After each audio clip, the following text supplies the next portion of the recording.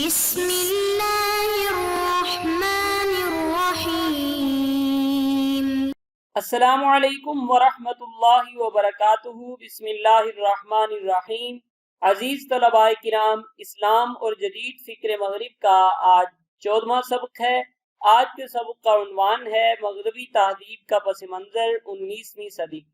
آج کے سبق میں انشاءاللہ ہم سب سے پہلے گزشتہ سبق یعنی سبق نمبر 13 کا خلاصہ دیکھیں گے۔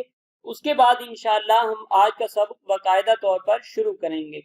سبق نمبر 13 میں ہم نے عقلی دور کے بارے میں پڑھا تھا۔ سب سے پہلے یہ دیکھتے ہیں کہ عقلی دور کب سے کب تک ہے، اس کے بعد انشاءاللہ ہم خلاصہ دیکھتے ہیں۔ تو عقلی دور تھا 17ویں صدی سے 18ویں صدی کے وسط تک۔ یہ جو دور تھا یہ عقلی دور کہلاتا ہے، اور اس دور کی وہ خصوصیات جو اب بھی مغربی تہذیب میں موجود ہیں ہم نے سبق نمبر 13 میں دیکھی تھی۔ ان میں پہلی خصوصیت یہ تھی کہ ان کے ہاں معاشرے کی اہمیت بہت زیادہ تھی۔ فرد کو معاشرے کی طرف سے لگائی گئی پابندیوں کا خیال رکھنا پڑتا تھا، اور جس چیز کو معاشرہ درست قرار دیتا اسے درست سمجھا جاتا، اور جسے معاشرہ برائی قرار دیتا اسے برائی سمجھا جاتا، اور خیر اور شر کا جو پیمانہ تھا وہ معاشرہ ہی تھا۔ دوسری خصوصیت ان کی یہ تھی کہ ان کے ہاں روح اور مادے کی جنگ تھی کہ روح حقیقت ہے یا مادہ حقیقت ہے۔ تو بعد میں انہوں نے روح اور مادہ دونوں کو حقیقت اور متوازی حقیقت قرار دے دیا۔ تیسری ان کی خصوصیت یہ تھی کہ ان کے ہاں فرد اور معاشرے کی جنگ تھی کہ فرد زیادہ اہمیت رکھتا ہے یا معاشرہ زیادہ اہمیت رکھتا ہے۔ تو شروع میں فرد اور معاشرہ دونوں کے بارے میں یہ فیصلہ نہیں تھا کہ کس کو اہمیت دینی ہے اور کون دوسرے کے تابع ہو کر زندگی گزارے گا۔ اور چوتھی ان کی خاص بات اور خصوصیت یہ تھی کہ انہوں نے ہر اس چیز کو شک کی نظر سے دیکھا جو عملی تجربے سے ثابت نہیں ہو سکتی۔ پانچویں خصوصیت ان کی یہ تھی کہ انہوں نے یہ نظریہ پیش کیا کہ خالص عقل کی بنیاد پر مذہبی تصورات سمجھے جا سکتے ہیں، اور عقل کی بنیاد پر کوئی مذہب تخلیق کیا جا سکتا ہے۔ چنانچہ انہوں نے کچھ ایسے مذاہب بھی تخلیق کیے جو دہریت سے ملتے جلتے تھے، اور عقل کی بنیاد پر کچھ تصورات اس میں شامل کیے گئے تھے۔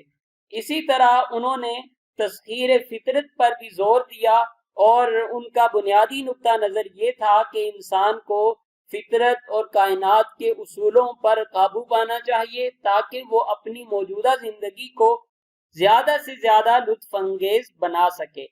اور اسی طرح ان کی ساتویں خصوصیت یہ تھی کہ وہ مرد، عورت، بچوں اور بوڑھوں کے نہ صرف حقوق بلکہ ذمہ داریاں اور ضروریات بھی یکساں قرار دیتے تھے۔ تو ان کے ہاں مساوات کا تصور بھی موجود تھا۔ اسی طرح عام آدمی کی رائے کو اتنی اہمیت دی جاتی تھی کہ سیاست، قانون اور معیشت وغیرہ میں بھی عام آدمی کی رائے کو اہمیت دینے والے نظام ان کے ہاں رائج تھے۔ تو یہ اس دور کی کچھ خصوصیات تھی جو اب بھی مغربی تہذیب میں کسی نہ کسی طور پر موجود ہیں۔ تو اب ہم چلتے ہیں آج کے سبق کی طرف۔ آج کے سبق میں ہم انشاءاللہ 19ویں صدی کی ان خصوصیات پر بات کریں گے جو مغربی تہذیب میں موجود ہیں۔ تو سب سے پہلے ہم یہ دیکھتے ہیں کہ یہ کون سا دور ہے۔ یہ تو نام سے واضح ہے، 19ویں صدی کے 1800 سے 1900 کے درمیان کا جو دور ہے یہ 19ویں صدی کہلاتا ہے۔ اب ہم اس دور کی کچھ خصوصیات کا جائزہ لیتے ہیں۔ تو اس دور کی جو سب سے پہلی خصوصیت تھی کہ انہوں نے معاشرے کی تنظیم کے بارے میں، معاشرے کی وضاحت کرنے اور معاشرے کے مسائل کو حل کرنے کے بارے میں کچھ نظریات پیش کیے۔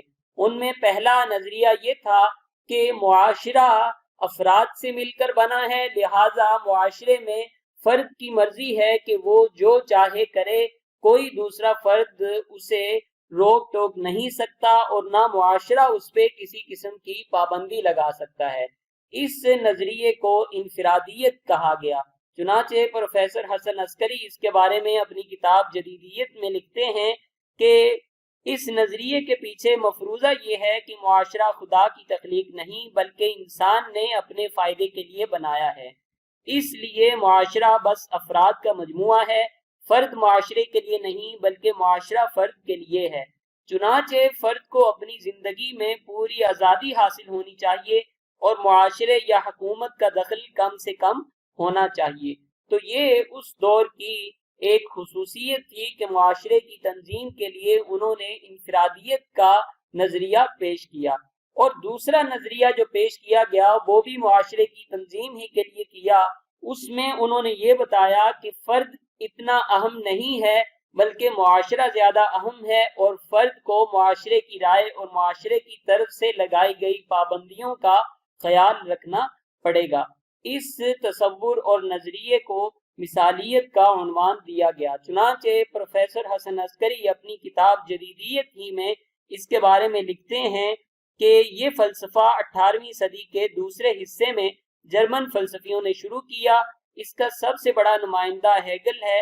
یہ لوگ کہتے ہیں کہ اصل چیز معاشرہ ہے اور فرد اس کا جز ہے۔ یہ فلسفی فرد کو معاشرے کا ایسا تابع کرتے ہیں کہ فرد کے حقوق باقی ہی نہیں رہتے بلکہ فرد کا الگ وجود بھی نہیں رہتا۔ تو یہ اس دور کا دوسرا نظریہ تھا جو معاشرے کی تنظیم کے لیے پیش کیا گیا۔ ایک تیسرا نظریہ بھی پیش کیا گیا کہ معاشرہ ایک جاندار کی طرح ہے، وہ اپنی ضروریات خود پوری کرتا ہے اور اس میں جو کمی بیشی ہوتی ہے انہیں بھی وہ خود ہی درست کر لیتا ہے۔ تو جیسے اس دنیا میں رہنے والے جاندار اپنے ارادے کے اور اسی طرح اور جتنے قوانین کے تحت زندگی گزارتے ہیں، معاشرہ بھی اسی طرح فرد کا یا کسی بیرونی رہنمائی کا محتاج نہیں ہے بلکہ وہ اپنی رہنمائی خود کر سکتا ہے۔ اسے نامیت کا نام دیا گیا۔ پروفیسر حسن عسکری اس کے بارے میں بھی لکھتے ہیں کہ ان لوگوں کے نزدیک معاشرہ بھی جاندار اجسام کی طرح ہے اور اس پر بھی حیاتیات کے اصول عائد ہوتے ہیں۔ مطلب یہ کہ معاشرے کو نہ تو مذہبی اقدار کی ضرورت ہے نہ اخلاقی اقدار کی، فطری عوامل اور فطری قوانین جو کچھ کرتے ہیں وہی ٹھیک ہے۔ تو یہ اس دور کا ایک نظریہ تھا جو معاشرے کی تنظیم کے لیے پیش کیا گیا۔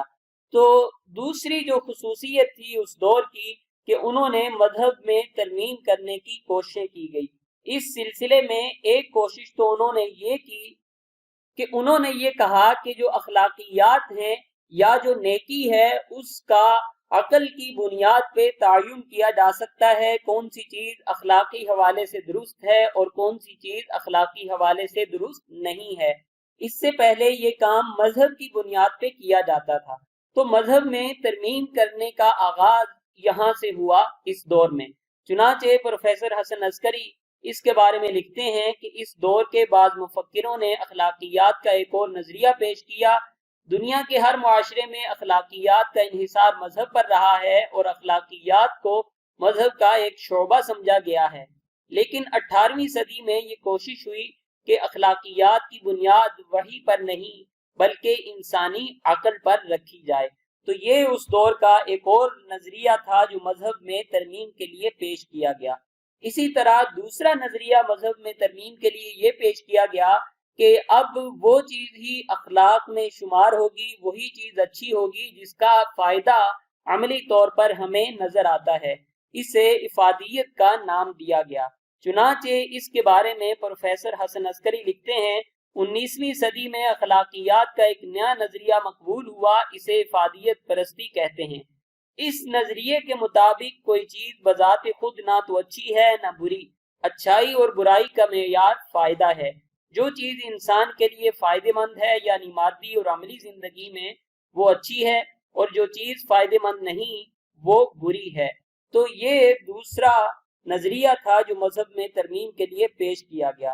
ایک تیسرا نظریہ بھی پیش کیا گیا کہ جو اخلاقیات ہیں اس کی بنیاد خود انسانی فطرت پر ہوگی۔ اس سے پہلے یہ ہوتا تھا کہ اخلاقیات یا جو نیکیاں تھی وہ یا تو خدا کی رضامندی کی وجہ سے کی جاتی تھی کہ خدا کو راضی کیا جائے، یا پھر خدا کی طرف سے ملنے والی سزا سے ڈر کر کی جاتی تھی۔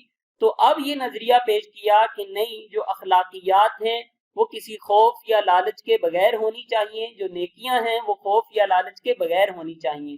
تو آزاد اخلاقیات کا ایک نظریہ پیش کیا کہ جو اخلاقیات ہیں ان کا تعین بھی انسان خود کرے گا اور انسانی فطرت خود کرے گی، اس کے پیچھے کسی ڈر یا کسی لالچ کا کوئی کردار نہیں ہونا چاہیے۔ اس نظریے کو آزاد اخلاقیات کہا گیا، اور اس کی جو بنیاد تھی وہ یہ تھی کہ جو نیک کام خدا یا جہنم کے ڈر سے کیے جائیں وہ نیکی میں شمار ہونے کے لائق نہیں۔ اصلی نیکی تو وہ ہے جو دل سے نکلے۔ چنانچہ انہوں نے اخلاقی اقدار کو خدا کے احکام کہنا چھوڑ دیا اور اخلاقیات کی بنیاد ایک نئے اصول پر رکھی کہ انسان کی فطرت معصوم اور پاکیزہ ہے، وہ خود بہترین اخلاقی اصول پیدا کرتی ہے۔ چنانچہ اخلاقی اصول انسان کی معصوم اور پاکیزہ فطرت یا دل سے برآمد ہونے چاہیے، تو اسے آزاد اخلاقیات کا نام دیا گیا۔ تو ایک نظریہ یہ بھی تھا جو مذہب میں ترمیم کی ایک صورت تھی کہ اخلاقیات کے پیچھے جو خدا کا تصور تھا اس تصور کو ختم کر دیا جائے۔ اسی طرح جو تیسری خصوصیت تھی وہ یہ تھی کہ اس دور میں ایسی تحریکیں پیدا ہوئیں جنہوں نے مذاہب کا باقاعدہ مطالعہ شروع کیا، جیسے استشراق کی تحریک بہت مشہور تحریک تھی جس کے تحت اسلامیات کا باقاعدہ مطالعہ شروع کیا گیا۔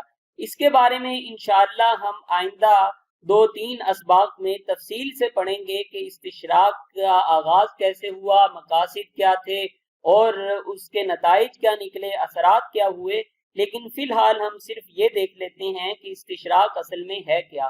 ڈاکٹر حافظ محمد زبیر اپنی کتاب اسلام اور مستشرقین میں اس کے بارے میں متعدد تعریفات نقل کرتے ہیں کہ استشراق کسے کہتے ہیں۔ ہم ان میں سے صرف ایک تعریف کا ترجمہ دیکھتے ہیں کہ استشراق سے مراد اہل مغرب کا مشرق کے عقائد، تاریخ اور فنون وغیرہ کا مطالعہ کرنا ہے۔ تو یہ جو تیسری خصوصیت تھی ان کی کہ ان کی طرف سے اسلامیات کا باقاعدہ مطالعہ شروع ہو گیا۔ اب ہم دیکھتے ہیں کہ چوتھی خصوصیت کیا تھی۔ چوتھی خصوصیت یہ تھی کہ اس دور میں آزاد خیالی کو عروج ملا اور لوگوں نے مذہب کی جو رہی صحیح شکل تھی اس سے بھی اعلانیہ طور پر انحراف کرنا شروع کر دیا، تو اسے آزاد خیالی کا نام دیا گیا۔ جدیدیت ہی میں پروفیسر حسن عسکری اس کے بارے میں لکھتے ہیں، 19ویں صدی میں ایک اور اصطلاح بہت مقبول ہوئی، آزاد خیالی۔ اس کا مطلب ہے مذہب کی کھلم کھلا مخالفت کرنا یا مذہب کے بارے میں شکوک اور شبہات پیدا کرنا۔ تو یہ اس دور میں جو چوتھی خصوصیت تھی جس میں مذہب سے باقاعدہ اور اعلانیہ طور پر انحراف کیا گیا وہ آزاد خیالی تھی۔ اب ہم اس ساری بات کا خلاصہ دیکھتے ہیں کہ سب سے پہلے معاشرے کی تنظیم کی ایک صورت انہوں نے یہ پیش کی کہ فرد اہم ہے اور معاشرہ اس کے تابع ہے۔ پھر یہ بتایا کہ نہیں، معاشرہ جو ہے وہ اہم ہے، فرد اس کے تابع ہے۔ پھر یہ بتایا کہ معاشرہ اپنی ضروریات اور اپنی رہنمائی خود کرتا ہے، اسے خارجی رہنمائی کی ضرورت نہیں۔ پھر انہوں نے یہ بتایا کہ اخلاقیات کی جو بنیاد ہے وہ انسانی عقل ہے، اور پھر یہ بتایا کہ وہی مذہبی تعلیمات قابل قبول ہوں گی جس کا عملی فائدہ بھی سامنے آتا ہو۔ پھر جو اخلاقیات ہیں ان کی بنیاد بھی فطرت پر رکھ دی اور جو خدا کا تصور تھا ان کے پیچھے وہ ختم کر دیا۔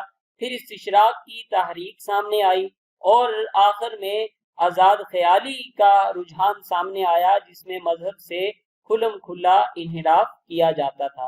تو یہ 19ویں صدی کی وہ خصوصیات تھی جو اب بھی مغربی تہذیب میں موجود ہیں۔